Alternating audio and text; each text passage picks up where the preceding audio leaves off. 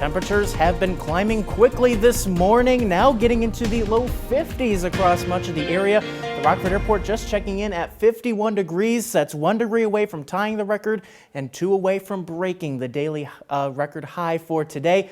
And it looks like we'll make it. We'll still get some filtered sunshine here for the next couple of hours, so I think that will allow temperatures to get over that 52 degree mark. But we do get into some more overcast skies as that cloud cover kind of thickens up as we head later on in the afternoon and into this evening. That's as a couple of low pressure centers are going to be approaching the area. And as you can see across the states of Missouri and southern part of Illinois, starting to get some rain to roll across those parts of the states.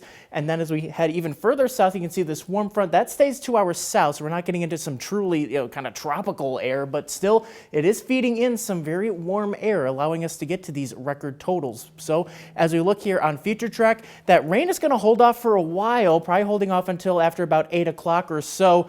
As you can see, that rain just starting to reach that I-88 corridor, and then this initial band will kind of spread through the area from south to north through the overnight hours, and it's not going to be until we get towards about 6 o'clock or so in the morning that we see the main wave of rain coming through. And this will be pretty widespread and could be pretty heavy at times, especially near and south of US 20. That's where the models are indicating where the heaviest of the rain is going to fall through the morning. So we're looking at a pretty soggy morning commute tomorrow, so maybe a little bit slower.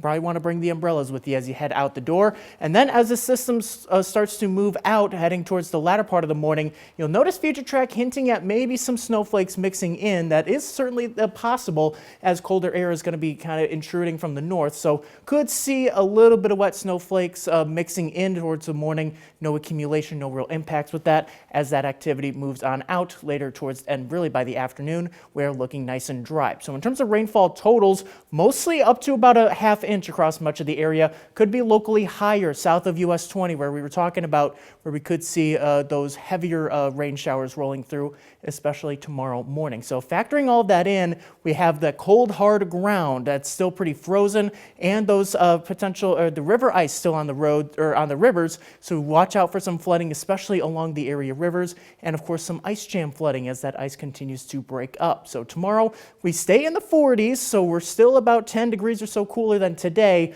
but still well above average for this time of year. But we keep cooling off into February, except for Sunday. The groundhog is actually bringing back a potential for more record warmth than what is otherwise a fairly seasonal start to the month of February. So as we look here at that 7-day forecast, we drop to the 40s tomorrow, 30s on Saturday, back into the 50s on Sunday, and then staying in the 30s in your most accurate 10-day forecast, though.